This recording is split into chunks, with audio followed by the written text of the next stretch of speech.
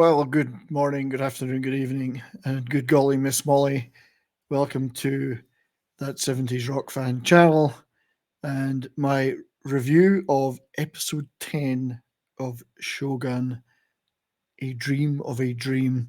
My apologies for the lateness of this review, but I've not been very well. So, a bit of a chest infection picked up from my trip to Vegas. But I've risen from my bed to get this video done, as it is the final episode of what has been a fantastic show, a fantastic interpretation, very enjoyable indeed, thoroughly enjoyable and satisfying episode finale for me. Everything about this show, with one or two reservations I had in the middle of the season, has turned out to be fantastic.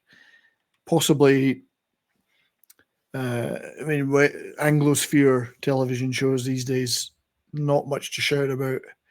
Last year, I think the Netflix One Piece was my favorite thing.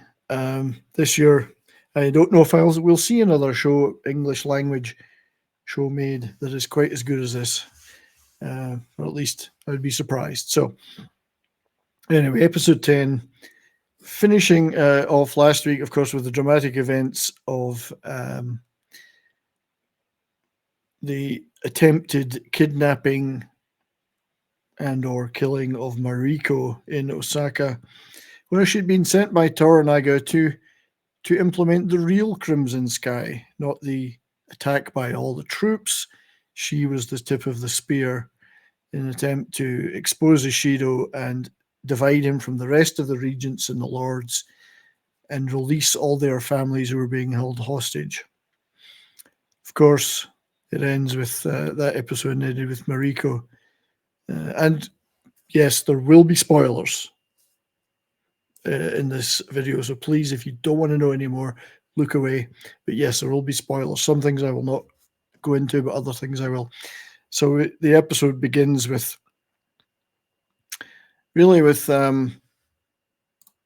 Blackthorne in the immediate aftermath of the explosion, Mariko's sacrifice, giving her the last rites. Unfortunately, she's gone. He is heavily concussed and injured. Yabu is still alive, as well as our Toranaga's wife and consort and son. The fallout is dealt with from that event in this episode. You see the families, Toranaga's and all the other families, being free to leave Osaka, as Ishido's basically killing of Mariko is brutally exposed, and Toranaga, she was murdered, Mariko. So Toranaga recants, sends an official letter of protest to the regents. He's not going to surrender to them any longer. He now has the excuse he needs for war, and he also has the division of Ishido from others. So you see them leaving. The regents, of course, still ruled over by Ishido, none too happy. Excuse me. The Lady Ochiba, whose legitimacy of her son's banner gives Ishido legitimacy in his struggle, forgive me, is very silent throughout all of these events. Yabu he's been a great character, and the actor is fantastic. And I'm going to looking forward to watching a few Japanese properties he's been in. I had seen him in some things like Mortal Kombat and the Thor movies before, but not in a Japanese production. Excuse me. So he's a little bit off the rails. His treachery, he bitterly is very guilty about his treachery to Toranaga and Mariko. Ishido's promising him all sorts of stuff. He's a little bit off the rails too, possibly because of the treachery, possibly because of the explosion. Believes that a giant catfish is causing an earthquake, that kind of stuff. He really has portrayed this character extremely well. Blackthorne too is free to go. He suspects that he's about to be killed on the way out, as he's escorted out by, I think it's Kayama's men and Father Alvito. There is somewhat of a reconciliation between the guys, who both loved Mariko in their own ways. Blackthorne explaining that he gave the last rites, attempted to give the last rites to her, and Alvito and him part with some kind of respect between them, because Alvito's not a bad guy, and reveals that Mariko basically dealt so that Blackthorne would live and be allowed to leave. She made a deal. So he has her to thank for his life, otherwise he would have been killed. However, as Yabu and him travel back to Jiro on the galley, as they get to the harbour, they find the Erasmus has been burnt and sank, causing further grief to Blackthorne. Now, Toranaga is tearing the village apart to find out who did this. Excuse me. Perhaps he knows a little bit more about it than he's revealing at first. There's some great scenes between Fujiko and Blackthorne. Her service to him as consort her time's up. She's going to become a nun. But they part in extremely warm terms and good terms. And Blackthorne, it's interesting, is left because of this. He's lost Mariko. He's lost his ship. Fujiko is leaving. He's very alone, but also is becoming very Japanese in his ways. I mean, in terms of his speaking, he's lost his translators, so he's having to speak Japanese all the time now, and it's vastly improved. And he adopts various Japanese customs, and so he's never been more Japanese, but he's never been more alone.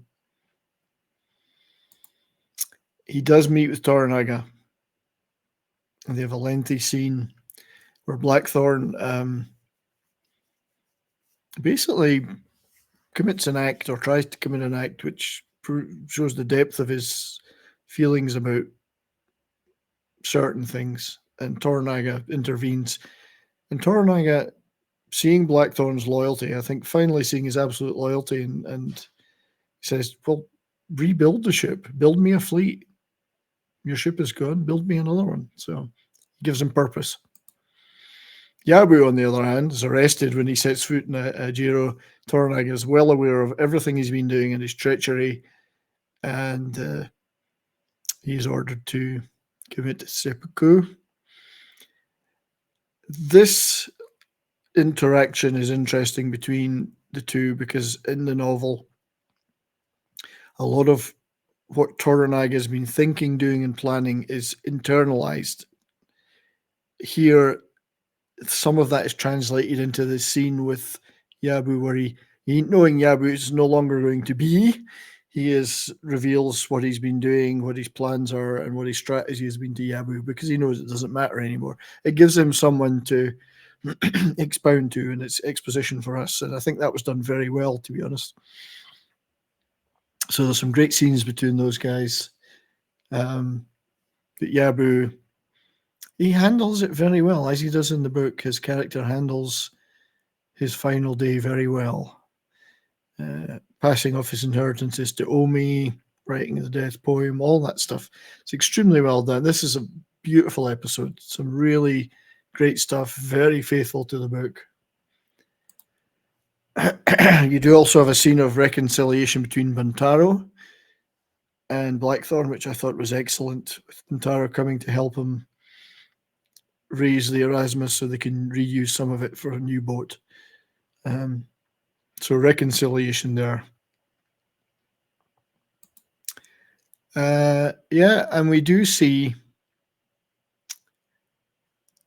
some of a vision of Toranaga's vision of the future, a future of united Japan at peace, progress, growth, trade, no war. You never get to the point where you see the final showdown with Ishido. You get a little bit of a flash forward to how Toranaga sees that happening, which mirrors the absolute last page of the novel, which is almost like a postscript. But Ishido has lost support, and he is going to lose the legitimacy of Ashiba's support, which Toranaga realizes when he gets a letter from her in the episode. So his planning, his strategy, his patience is all paid off. It was a fantastic episode in a fantastic show that I've really thoroughly enjoyed. I do look forward now to rewatching the prior 1980 interpretation just to see the differences. But all in all, I think they did a fantastic job. Very satisfying show. Would recommend anyone watch it. One of the things some people mentioned is they didn't think there was enough action in it. Indeed, there is a little more action in the book, but not really. It's more of a drama, more of a strategy, a lot of interpersonal action. There is some action in it, but there's not necessarily huge, large scale action that could be interpreted in the TV show. So I'm quite satisfied, I think, in the end with the way they did it. Yeah, fantastic stuff. Anyway, I'm sure we'll be talking about the show again in the future. Thank you for watching this video and for watching the other videos I've done about the show. I'm now going to go back and lie down again, try and recover from this problem. But until then, until next time, stay well and keep on rocking.